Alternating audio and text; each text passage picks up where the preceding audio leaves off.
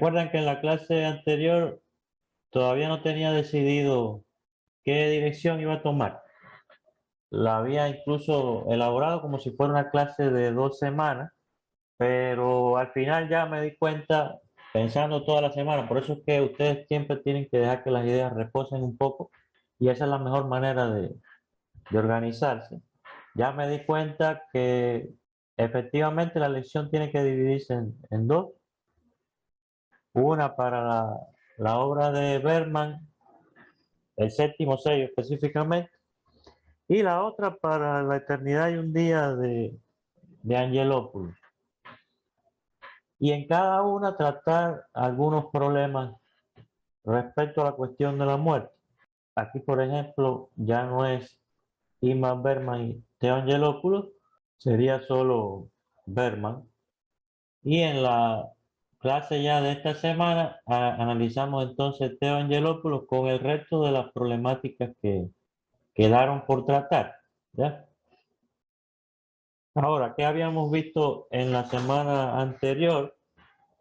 Tratamos la cuestión del ser para la muerte heideggeriana y cómo este se manifiesta en la obra de Bergman o cómo se puede llevar al cine en última instancia, ¿no? Aquí habíamos visto algunas cuestiones que tienen que ver con la condición humana, el estado de arrojado o de yecto, como quieran llamarlo, yecto, ¿eh? Y la contradicción que se establece entre este ser para la muerte y el ser en el mundo. Fíjense que el ser en el mundo es una estrategia existencial, pudiéramos decir estrategia existencial inauténtica, como dice Heidegger, en la medida en que te reafirmas en el mundo. Fíjense, per se no es inauténtica, sino en la medida en que te reafirmas como ser en el mundo, lo que hace es ocultar la posibilidad más peculiar. En este caso sería la muerte, la posibilidad más irremediable y cierta, ¿no? Se puede decir de esa manera. Y bueno, de aquí es que salen una serie de planteamientos heideggerianos que tienen que ver con ya como estrategia existencial, lo que él denomina el uno, que es la existencia del Dasein como ser en el mundo en el modo de la publicidad, de lo público, o sea, es cómo se proyecta en público, o sea, reafirmándose, aquel uno morirá, pero por lo pronto sigo vivo.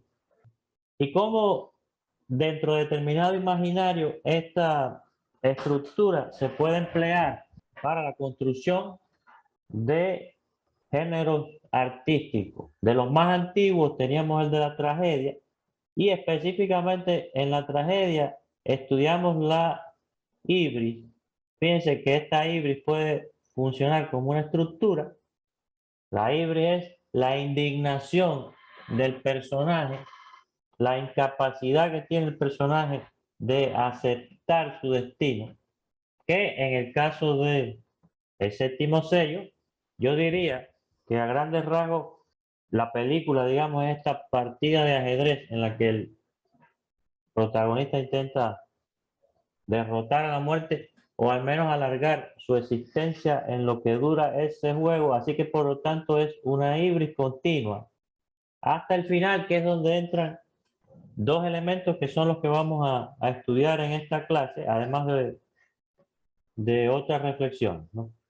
O sea, hasta el momento en que se cumple verdaderamente la profecía o se cumple el destino al que está llamado a ser. Y lo otro interesante que vimos es que el séptimo sello es una prosopopeya de la muerte, es una personificación. Desde el punto de vista literario se le da el nombre de prosopopeya, una personificación de la muerte. ¿Por qué es una personificación de la muerte? Porque la muerte aparece como lo que es, en efecto, como una persona dentro de esa historia. Y fíjense que ahí mismo es donde Bergman detecta cierto peligro. Y por eso es que él busca como una especie de, o sea, intenta mostrarnos una imagen, la imagen menos romántica posible que nos pueda dar de la muerte. Se trata de personaje sombrío, teatral, pero al mismo tiempo lo expresa de una forma, pudiéramos decir, bastante desmitificada, ¿no? Piense que la muerte no es la muerte esta clásica de la guadaña, la calavera, etcétera, sino que es un personaje teatral que incluso la vestimenta que trae evoca mucho al hábito religioso, al hábito monástico, o sea, parece un monje. La muerte parece un monje aquí. Y de hecho explota esta ambivalencia en la escena en que tiene ese diálogo con el caballero en el confesionario. Ya, el caballero la confunde con el sacerdote porque tiene en efecto puesto la misma vestimenta que un sacerdote común. Entonces la muerte aparece como un sacerdote más. Y yo diría que incluso podemos ir un poco más lejos. Es una especie de dios de la muerte. Y esta visión que tiene Ingmar Bergman es bastante gnóstica. Gnosticismo es aquella alternativa espiritual que trabaja mucho con dualidades. Fíjense, dualidades, no con dualismo. Dualidades. Es dicotómico. Por lo general, el gnosticismo le da tanto valor a lo bueno como a lo malo. Y en este caso le daría tanto valor a Dios como a la muerte, y la muerte también pudiera encontrar cierto correlativo aquí con el diablo, con el demonio, ¿no? ¿Por qué? Porque es la que se encarga de aquello que va en contra de lo que es Dios propiamente, que se supone que es vida en última instancia, ¿no? Entonces, por eso es que él acude a una prosopopeya y lo utiliza como elemento narrativo. Ahora, me gustó mucho que en los deberes la tendencia en sentido general es a considerar que se trata, sin embargo, de una película secular. Fíjense, la narrativa de esta película es religiosa. Se adscribe en determinada corriente religiosa, pero cuando la profundizamos vamos a ver que pese a que es una historia medieval, en ella afloran elementos de un protestantismo, lo cual es anacrónico completamente. Recuerden que en Suecia la religión predominante es la protestante. Fue la religión en la que se crió Bergman, así que por lo tanto lo más lógico es que él haya tratado de utilizar determinado imaginario para dejar correr determinada comprensión que él recibiera en su juventud, determinada formación que tuvo, a la cual se contrapone su ateísmo profundo. Era una persona muy atea. En lo que respecta a la muerte y su obsesión, les voy a dar una alternativa porque tiene también Bergman este famoso texto, Linterna Mágica, que es su autobiografía. Es como una especie de diario desarrollado de manera bastante literaria, fluida, ¿no? No es el diario ese clásico que fragmenta, pudiera decir, la vida, sino que todo lo contrario, se convierte en una confesión de lo que fue su vida a partir de, evidentemente, de un diario original, ¿no? Donde están una serie de reflexiones y cómo él fue evolucionando en su pensamiento. Y lo primero que llama la atención en este texto es la obsesión que tiene el personaje Bergman con la muerte. Desde muy pequeño muestra esta atracción, se puede decir. O sea, se siente atraído por esto. Es evidente, todo el mundo lo hace, pero en el caso de él es bastante, se puede decir que exagerado, ¿no? Por ejemplo, los recuerdos que tiene de la niñez, y aquí les traigo algunos fragmentos para que tengan una idea. Los recuerdos que tiene de la niñez son de muchas veces de tipo imagen, o sea, lo que él hace es describir los objetos que le rodean y aquellos objetos que él fija más la atención son precisamente en los que están relacionados con la muerte. Por ejemplo, recuerda su niñez, parte del, del ambiente en el que vive, los objetos, etcétera, y describe una parte de su casa que le llamaba mucho la atención. Dice, y lo lleva incluso a recrear desde el punto de vista cinematográfico lo que está viendo fijamente. Dice, la luz del sol empieza a arder. Está describiendo una parte de su casa que tiene distintos objetos, entre ellos cuadros, estatuas, etc. Dice, la luz del sol empieza a arder y enciende los prismas de la araña de cristal. Fíjense que es cinematográfica esta descripción que la hace.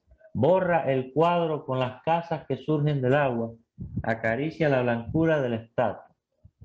Suenan las campanadas, la chica dorada baila, el muchacho toca. Fíjense que todo cobra movimiento en su descripción. La dama desnuda vuelve en ese momento la cabeza hacia mí y me saluda. Miren ahora qué interesante. La muerte pasa su guadaña sobre el piso de corcho del oscuro vestíbulo. Yo la vislumbro su cráneo amarillo con la sonrisa, su desgarbada y tenebrosa figura recortada contra las vidrieras de la puerta de entrada. O sea, esos son los recuerdos que tiene de la niñez. En otros momentos en que es mucho más, quiero decir, testimonial, dice, lo mejor de mi infancia en casa de mi abuela. Dice, me trataba con áspera ternura e intuitiva comprensión. Habíamos creado, entre otras cosas, un ritual que ella jamás traicionó. Antes de la cena nos sentábamos en su sofá verde.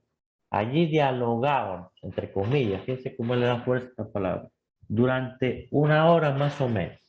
Abuela hablaba del mundo, de la vida y también de la muerte, que ocupaba bastante mis pensamientos. Entonces se dan cuenta que esta película es un testimonio que desarrolló durante parte de su vida y que pudo concretar de esta manera. Piense, ya refiriéndose a su etapa adulta, dice, algunas veces en mi vida he jugado con la idea del suicidio. Una vez en mi juventud llevé a cabo un torpe intento. Nunca he soñado con hacer realidad mis juegos. Mi curiosidad ha sido demasiado grande, mi ansia de vivir demasiado robusta y mi miedo a la muerte demasiado sólido e infantil. Fíjense que este infantil tiene que ver con el instinto propiamente, con el presentimiento, diría Heidegger.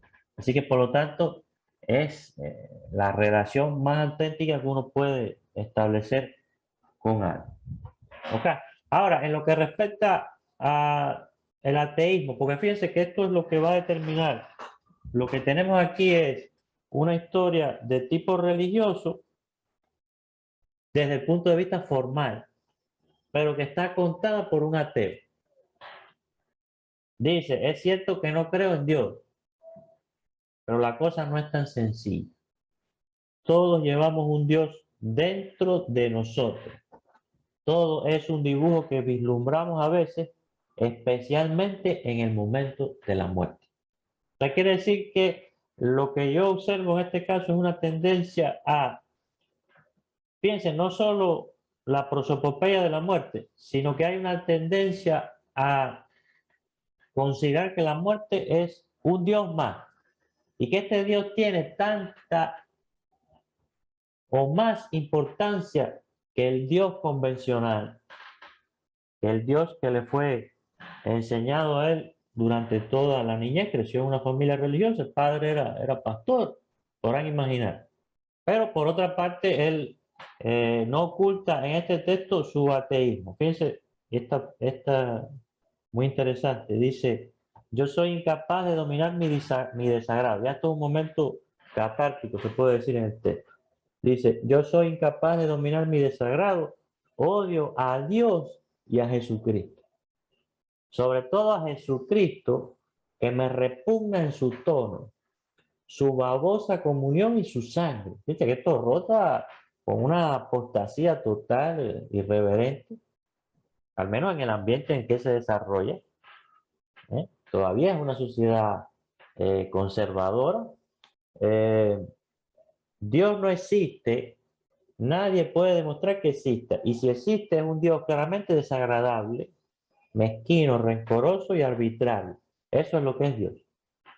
Ahí queda eso.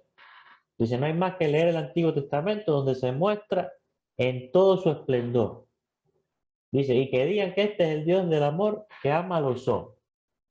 Y termina diciendo, el mundo no es más que una mierda, como dice Strindberg. O sea, claramente es una persona que evolucionó hacia un ateísmo extremo, pero que no pudo ocultar, por otra parte, la relación que tuvo con otro tipo de Dios, en este caso la muerte, que es la que le acompaña en su vida y que se materializa en esta cinta. Fíjense, la cinta es hasta tal punto ambivalente respecto a la cuestión de lo secular. Vamos a entender lo secular aquí como la pérdida de la expresión de lo sagrado, tal y como lo define Heidegger, o como la definición que da Max Weber, desencantamiento del mundo. Ahora, sin embargo, no podemos negar que en la película el imaginario está bastante bien empleado. Lo que pasa es que sí se nota que es una película religiosa filmada por un ateo. Entonces, lo que sobresale en esta película son reflexiones, sobre todo de tipo existencial. El hecho de que la muerte sea el centro de esta película y no la relación que tiene con Dios este personaje, da cuenta de que se trata de una película existencial, una película secular que maneja reflexiones que están más cerca del existencialismo nórdico de la primera mitad del siglo XX. Y evidentemente en el caso de la cuestión de la muerte, no podemos no podemos perder de vista que se trata de un escenario posguerra, o sea, la muerte estaba bastante cerca, así que por lo tanto es el caldo propicio para que se dé este tipo de obra. Ahora, fíjense si la obra es ambivalente, les decía que hasta la iglesia se apropió de ella, conociendo, conociendo la postura de Bergman, la iglesia se apropia de esta película y declara que es la mejor película de todos los tiempos, según la iglesia católica. La iglesia protestante por lo general no toma partido en este tipo de... La iglesia católica declara que es la mejor película de todos los tiempos. Es decir, una película filmada por un ateo abiertamente, se puede decir, apóstata y blasfemo, porque esto que leí a usted está bastante fuerte, ¿eh? A cualquiera así, incluso a personas ajenas a la iglesia, les parece una, una posición bastante fuerte, bastante nihilista, se puede decir. Así que si consideran que la película es secular, a mi juicio están bastante cerca de la verdad. Ya, tampoco podemos negar que sea religiosa, ¿ok? Completamente. El imaginario es religioso, pero indudablemente es como si fuera una película del siglo XX. O sea, lo que está narrando Bergman aquí es el escenario del siglo XX trasladado al medioevo para darnos cuenta que cuestiones como la muerte han sido temas de tipo universal, se puede decir. Entonces, en la clase de hoy lo que hacemos es continuar con la cuestión de el cine y la muerte, la relación entre el cine y la muerte. En este caso, tomando como punto de referencia a Theo Angelopoulos, ¿ok? Ahora, fíjense, habíamos visto la estructura de la tragedia. Sobre todo nos habíamos concentrado en lo que tiene que ver con la ibris, ¿ya? Si tuviéramos que reconocer dónde se encuentra la expresión de la ibris en este filme, yo diría que casi todo el filme es una ibris continua. El personaje se resiste a su destino casi todo el filme, hasta que en determinado momento, el personaje reconoce su destino. Fíjense, la parte que tiene toda tragedia, sobre todo las tragedias griegas, son como cualquier texto, ¿no? Tiene una introducción. En esa introducción, por lo general, lo que hay es una profecía. Es el spoiler de la tragedia, ¿no? Ahí te cuentan todo lo que va a pasar, pero no te cuentan cómo es que va a pasar. Te mantienen en esa tensión. O sea, el espectador quiere ver cómo es que ese destino que parece improbable se da, ¿no? Tiene lugar, ¿no? Hay un desarrollo. En ese desarrollo se supone que el personaje enfrenta su destino y en ese desarrollo es donde se da precisamente la ibris. La ibris es el motor impulsor de toda tragedia. Y ya en las conclusiones se dan dos momentos importantes. Uno, que se conoce como peripecia. Este peripecia viene del griego peripetia. Peripetia en griego significa aventura, significa que las cosas dan un giro. Fíjense que esto viene de peripefto. Pefto en griego significa caer. Y peri es caer dando un giro. Es como una especie de, la peripecia se puede entender como un punto de giro. Fíjense, es cuando el destino del personaje da ese giro total. Y ahí es cuando el personaje se percata que no puede hacer nada. Reconoce que es su destino y esto lo hace a través de lo que se conoce como anagnórisis. La anagnórisis significa en griego reconocimiento. El personaje entonces reconoce que ese es su destino y que no puede hacer nada. Así que por lo tanto la anagnórisis, desde el punto de vista heideggeriano, ¿qué puede ser? En lo que vimos en la clase anterior, ¿qué creen? ¿A qué evento se refiere de la vida? Según Heidegger, ¿cuál puede ser la anagnórisis? Quizás la muerte, como eso Sí, que dice pero, que la única forma en la que el ser humano es completamente es cuando muere. ajá, pero fíjate, eh, cuando ocurre la anagnórisis es como reconocimiento, quiere decir que no estás muerto. Hay un evento anterior a la muerte que se da según Heidegger, que es lo que verdaderamente confirma tu existencia como ser para la muerte. Y que por ahí viene la pregunta que voy a dejar hoy como deber. Cuando el ser humano se da cuenta de que la muerte es inevitable, llevado a la tragedia, cuando se da cuenta de que el destino no puede hacer nada en contra de ese destino, es lo que Heidegger llama como estado De resuelto. de resuelto. Es el estado de resuelto. No vayan a pensar que esto es una casualidad. Heidegger estudió profundamente a Aristóteles, era un admirador de la tragedia griega y muchos de los elementos que engrosaron su filosofía se relacionan con las partes de la tragedia. La anagnórisis. Fíjense, anagnórisis, aná en griego significa volver. Es el re, ¿ven? Es el re. Re es volver. Y lo otro viene de gnosis, que es conocimiento. Ahora, miren qué interesante. El reconocimiento es volver a conocer algo, ¿ya? Es darte cuenta que ya conoces algo. Esto se lleva a tal punto al griego. Por ejemplo, miren qué interesante. Anagnosma significa lectura. ¿Por qué? Porque tú reconoces los caracteres. Ahora, lo único que cambia aquí es la terminación. Toda palabra en griego que termina en is se puede tratar siempre de un proceso. En este caso, anagnórisis se trata del proceso de reconocimiento. Y todas las palabras que terminan en ma, en griego, se puede tratar casi siempre del resultado. En este caso, la lectura. El resultado reconocer propiamente es la ley. Entonces la anagnórisis es el momento en que el personaje se da cuenta que ese es su destino, que no puede hacer nada en contra de eso. Incluso en el caso de Edipo, bastante poéticamente, él toma justicia por sus manos y ¿qué hace? Se saca los ojos. Esa es la expresión de la anagnórisis. Es el castigo que él se inflige por haberse comportado de forma tan altanera respecto a su destino. ¿Ok?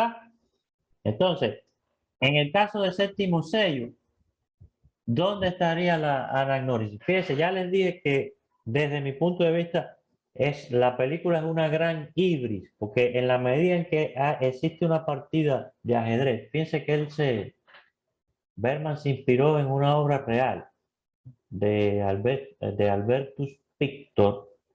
Les voy a mostrar. Miren qué interesante esta obra. La ven aquí, ¿no? Esta es la Sí, obra. Esta es la obra original. Eh, Fíjense que está este caballero jugando ajedrez con la muerte. Por lo general, la obra de Albertus Pictor es como una obra eh, que utiliza mucho el motivo de la muerte. Entonces, le pareció importante a Bergman que este fuera el motivo de la película. En la medida en que el caballero eh, espera poder vencer a la muerte en ese juego, aunque en el fondo, fíjense, en el fondo, desde el punto de vista prefilosófico, él sabe que eso no tiene sentido, pero todavía no lo reconoce.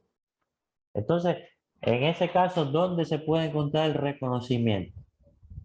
En la película. Hagan memoria. ¿En qué momento creen que... Déjenme abrir la película aquí. ¿En qué momento ustedes creen que hay reconocimiento?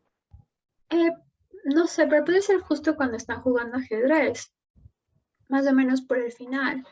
Pudiera Cuando- tratarse de un pre-reconocimiento en el momento en que ya sabe que es inútil seguir con la partida, ¿ya? Que la partida esa no tiene sentido. Pero fíjense, eso es un pre-reconocimiento. Cuando hablamos de reconocimiento, tiene que tratarse de un reconocimiento en estado puro, se puede decir. Es bastante sutil, pero está ahí claro. Déjenme ver cómo carajo abro esto, porque estoy dando vueltas aquí hace rato. A ver, vamos a refrescar la memoria aquí. Hay que tener claro que hay un personaje muy importante, además del protagonista, que es el escudero. El escudero es, en buena medida, aquel personaje que va reforzando durante toda la película su ser en el mundo. Y todo lo contrario, el ser en el mundo del caballero. ¿Cómo se llama el caballero? Ahora se me... De Antonius Block. Es el que se va resquebrajando y va dando lugar al ser para la muerte. Fíjense que en la escena que él tiene el diálogo con el pintor, este es Albertus Pictor, representado por Bergman de una manera bien característica. Es lo que en ese momento él evita y se pone a tomar. Fíjense que el alcohol se convierte en una forma de ahogar ese miedo que tiene él, porque la peste anda cerca. A cualquiera le toca, se puede decir. Y cuando el pintor lo mira descaradamente y le dice, ¿tienes miedo? Él dice, no, ¿qué va? ¿Eh? Ahora, fíjense, ¿por qué es importante tanto Antonio como él? Porque en el momento en que ya la muerte viene a llevárselos a todos, fíjense que la muerte le da un chancecito para que se haga una idea clara de lo que va a ocurrir. O sea, ya estás vencido completamente. Y cuando llega el momento de irse del mundo, fíjese, lo que tú dices, Romina, se trata, a mi juicio, de una pre-anagnosis. Es un pre-reconocimiento. Todavía no queda muy claro. el personaje todavía alberga cierta esperanza.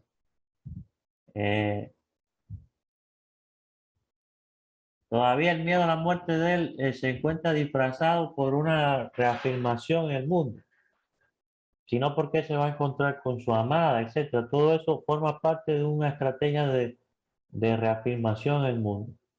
El escudero, sin embargo, cuando llega a la muerte, declara que todo eso es, y fíjense aquí, esta es la anagnosis. Fíjense que es bastante claro, incluso desde el punto de vista del lenguaje. Ya, miren cómo el caballero está suplicando, está completamente, fíjense que es un momento de introversión, él olvida todo lo que está a su alrededor, se concentra en la oración última, ya él se abandona ahí a la fe completamente porque sabe que la muerte, y sin embargo este otro es como la otra cara de la moneda, ¿no? Fíjense que él está solo consigo mismo completamente. Y esa soledad consigo mismo indica consumación de tu ser, en el modo de la autenticidad, dirías ahí. Gud, du som finns någonstans, som måste finnas någonstans. Var förbarmande med oss. Nej, kunde fått en ört att laxera ut dina evighetsbesvär. Nu tycks det vara för sent. Men känn i alla fall den sista minuten, den oerhörda triumfen att rulla med ögonen och röra på tårna. Tyst, tyst. Jag ska vara tyst. Men under protest. Fíjense que no se resigna, o sea, el escudero no está convencido de que debe ser de ese modo.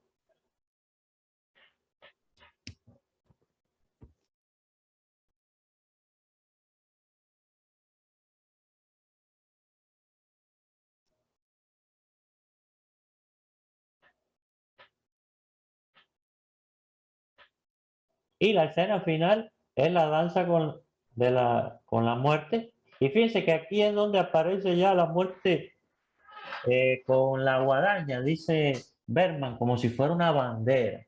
Es increíble, o sea, qué imagen aparece con la guadaña como si fuera una bandera, ¿no? Que es el atributo, se puede decir, de la tradición. Fíjense como aquí también existe un género literario, que es la danza con la muerte, mediante el cual lo que se hace es precisamente exacerbar el memento mori, que es el estado de resuelto propiamente. Mírenlo aquí. Aparecen estos manuscritos. No es el único, o sea, existen muchísimos manuscritos porque era un género literario. Bueno, miren aquí como la muerte ya aparece con sus atributos completamente y está arrastrando consigo a todos hacia. Ahora, vimos en este caso la personificación de la muerte, pero en el caso de Angelópolis, no sé si alguien pudo adelantar la visualización de la película. ¿Alguien pudo ver La eternidad y un día? Bueno, fíjense, lo que quiero precisamente con La eternidad y un día es que trabajemos un poco más con esta estructura y específicamente con la anagnórisis, con la peripecia y la anagnórisis, ¿no? Que es porque habría que preguntarse en esta película cuándo se da, o si es que se da, o si la película ya se desarrolla como una conclusión. Que es lo interesante que tiene este filme, porque este filme lo que está es desarrollando el último momento de la existencia del personaje principal, el último día. Y aquí en este caso el personaje ya se encuentra convencido de que la muerte es su destino. O sea, él sabe que no va a sobrevivir a esa operación a la cual va a someterse. Y entonces la película es como una especie de testamento que él deja. Pero lo que llama bastante la atención de esta película es que él utiliza un modelo de tiempo circular. Déjenme abrirle aquí. Recuerden que en la clase anterior habíamos dicho que que en la cultura occidental el modelo predominante es un modelo de tipo lineal, que en determinado momento lo que se había hecho es una especie de abstracción del tiempo, mediante la cual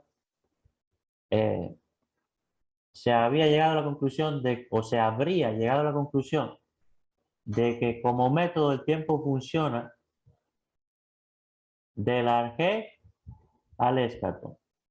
Recuerden que les puse las palabras en inglés. Cometí un error cuando la escribí. Es scatology en inglés. Fíjense que es con CH, porque en griego es con CH. Es la que tiene que ver con el fin de los tiempos. Y scatology es la que tiene que ver con lo desagradable. ¿Ok? En español, sin embargo, las dos se escriben igual. Ahora, ¿qué pasó? El modelo de tipo circular, que es el que predomina en todas las culturas, fue sustituido en la cultura oriental por este modelo lineal y a eso es lo que se le llamó escatologización del tiempo. ¿Ok? Ahora, fíjense, el hecho de que se haya adoptado un modelo temporal de tipo lineal no quiere decir que haya desaparecido este otro de tipo circular, sino que la ciencia en sentido general adoptó este modelo como, o más bien, fíjense, no es que lo adoptó, es que convino que este era el modelo más propicio para poder entender la realidad.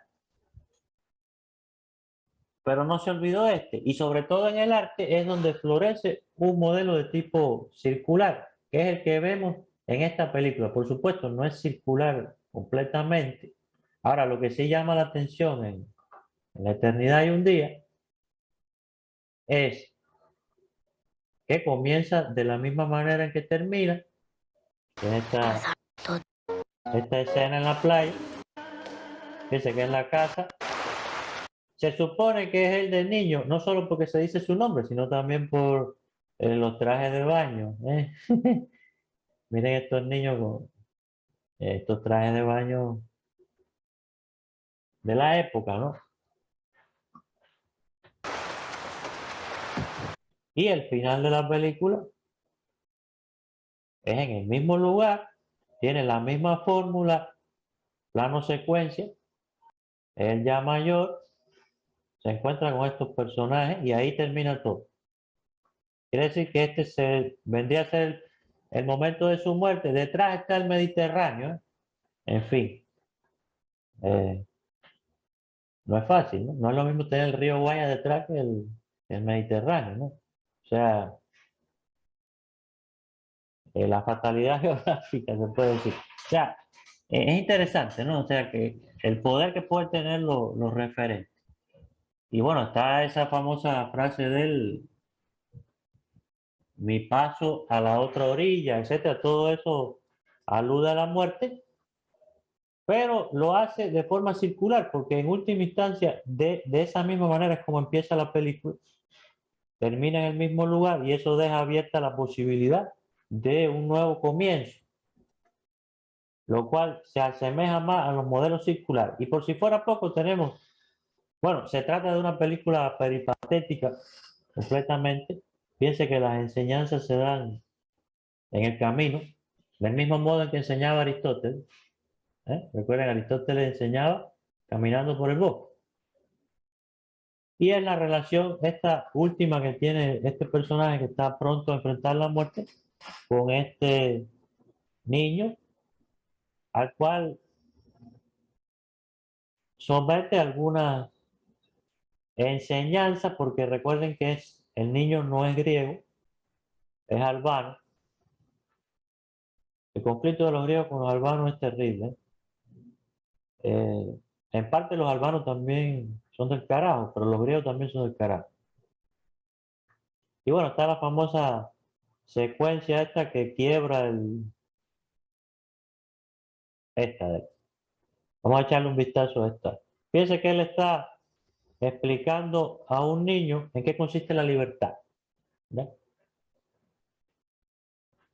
y por qué el himno griego es el himno a la libertad, es un poema famosísimo de Dionisio Solomos. Ya está explicando que es un poeta. Fíjense que aquí hay un quiebre en el tiempo, en la circularidad de la película, que hay una especie de, se puede decir que es una especie de corte que él hace. Vamos a ver esta secuencia. Κατάλαβα. Ήταν ένας ποιητής κάπου. Το περασμένο αιώνα. Ποιητής σπουδαίος. Έλληνας ήταν. Αλλά μεγάλωσε και ζούσε στην Ιταλία. Μια μέρα λοιπόν έμαθε ότι οι Έλληνες που ήταν σκλαβωμένοι στους Οθωμανούς τότε πήραν τα όπλα να πολεμήσουν. Ξύπνησε τότε μέσα του η ξεχασμένη πατρίδα, τα παιδικά του χρόνια στο νησί, η μορφή της μάνας του που ζούσε ακόμα εκεί. Δεν μπορούσε να ησυχάσει. Περπάταγε και παραμιλούσε. Κάθε νύχτα έβλεπε στον ύπνο του τη μάνα του. Νύφη, ντυμένη στα άσπρα, να τον καλεί.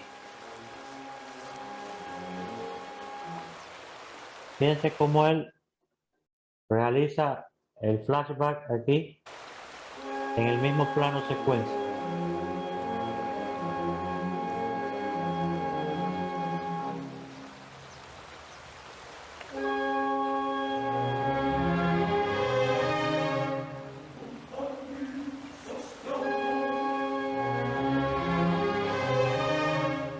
Ho preso la mia decisione.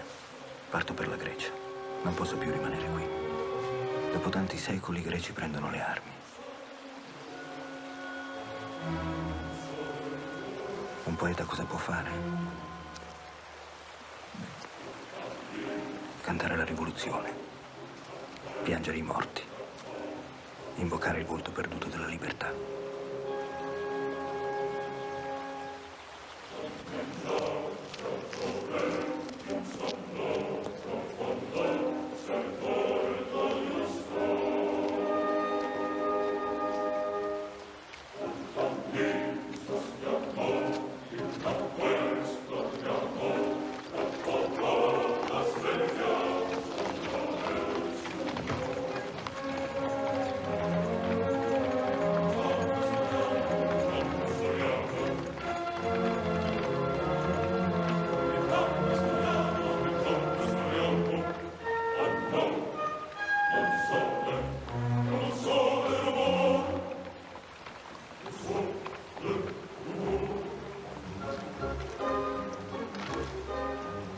Την άλλη μέρα, με ένα καράβι από τη Βενετία, γύρισε στην Ελλάδα, στη Ζάκυνθο, στο νησί του. Ξαναβρήκε τα πρόσωπα, τα χρώματα, τις μυρωδιές, το πατρικό του. Αλλά δεν ήξερε τη γλώσσα. Ήθελε να τραγουδήσει την Επανάσταση, αλλά δεν ήξερε τη γλώσσα της μάνας του.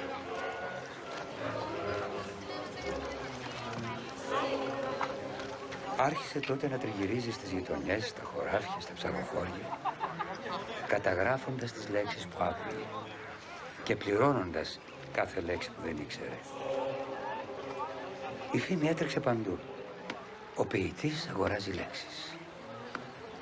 Από τότε όπου πήγαινε, μαζεύονταν φτωχοί από όλο το νησί, μεγάλοι και παιδιά, πολιορκώντας τον για να του πουλήσουν λέξεις.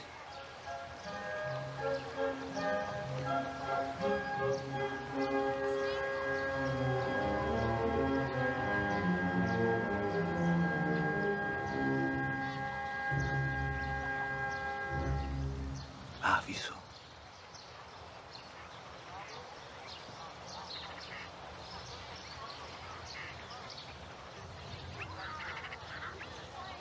Μοσκοβολισμένη.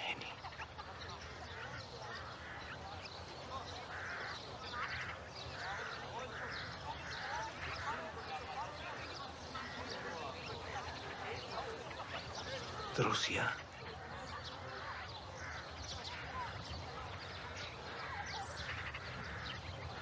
τη γη.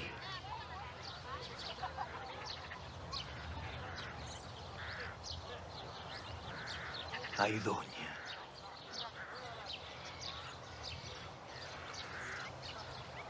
Ουρανός.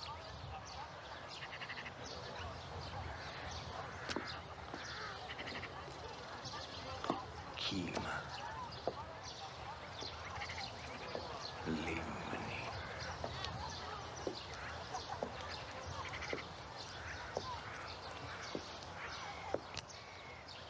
Άγνωρον.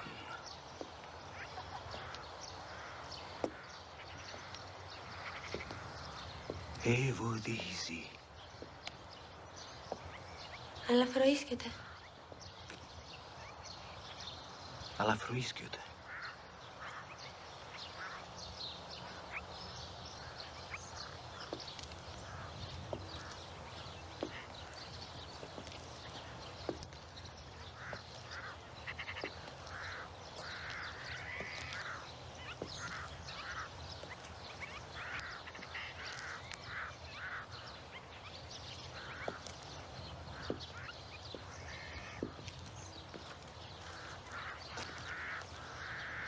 Αλλά φροίσκεται καλέ. Πες μου απόψε, τι είδες? Νύχτα γεμάτη θάματα. Νύχτα σπαρμένη μάγια. Αλλά φροίσκιωτος.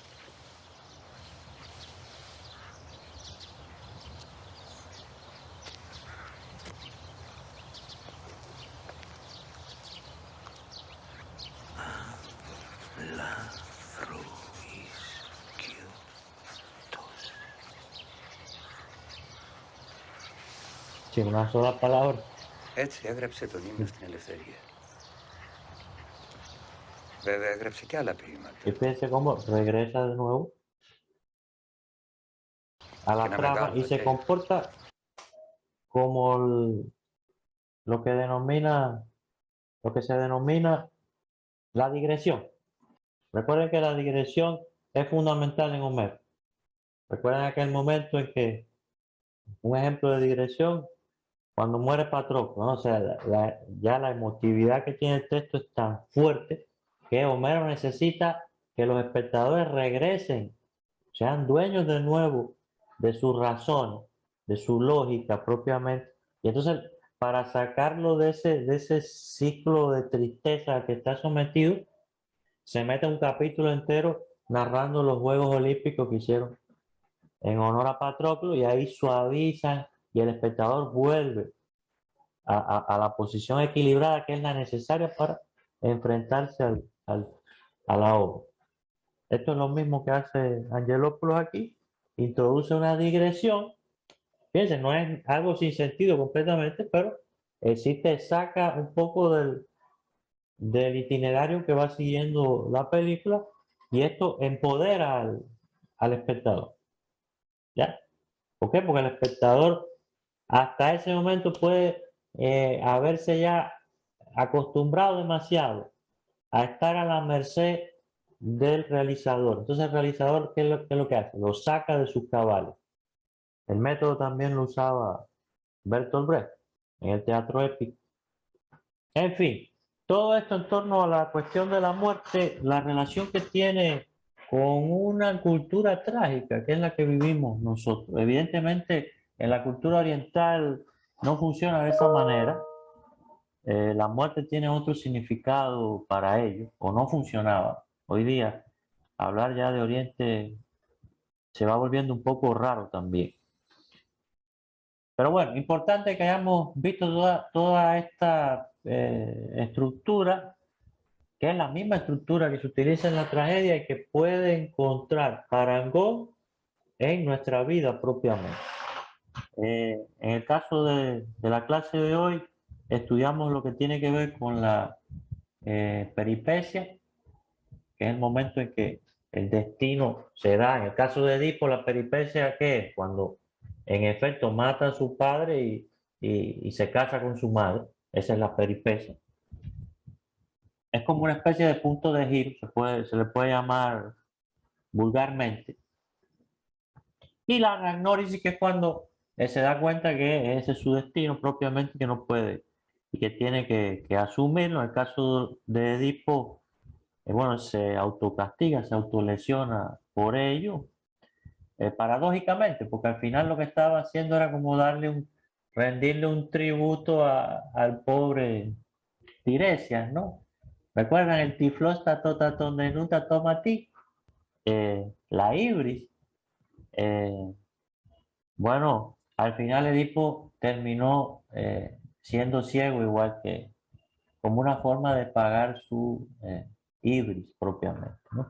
Entonces, esto también visto en un modelo circular puede dar muchos frutos. Recuerden que toda cultura, por lo general, el modelo circular es el que es natural propiamente. El otro es una abstracción. Ahora, podemos llegar a una conclusión muy interesante, o podremos llegar a una conclusión interesante con esta película, porque no la han visto todavía, y es que si en el séptimo sello de Bergman la muerte se trata de una muerte en prosopopeya o una muerte personificada, en esta película la muerte es abstracta. Y es la que más relación todavía tiene con la muerte heideggeriana. Es una película mucho más filosófica todavía que la película de Bergman, pero para eso tienen que ver la película y luego de que visualicen la película, les dejé estas dos maravillosas entrevistas, son bastante corticas. Aquí tienen, en esta lectura, les dejé dos entrevistas cortas a lástima que está en inglés. En fin, tampoco es que sea obligatorio que la lean, pero si pueden la leen, porque él responde aquí muchas cuestiones que tienen que ver con la eternidad y un día. Son dos entrevistas específicas sobre esta película, a mi juicio bastante buenas. Estas dos. Había otra más, pero era un bodrio, no había que se la metiera. Entonces la saqué. Les dejé aquí solo lo que yo consideré importante que leyeran para después entonces responder la otra pregunta, que era la misma que les había dejado desde la clase anterior ya, eh, al menos en la forma en que yo me tenía planteada esta lección, que al final terminó siendo dos lecciones, porque lo que se trata es de ser lo más justo posible con este tema y no atropellarlo, ¿ya? Sino sacarle el zoom. De la eternidad y un día, de Theon Gelopoulos encuentra alguna correlación esta película con las formulaciones heideggerianas, estado de resuelto y ser para la muerte. Esa es la pregunta, pero tienen que visualizar la película, evidentemente. Me gusta mucho esta película, la secuencia final es fabulosa. Disfrútenla, es una gran película. Bueno, algo que tengan que plantear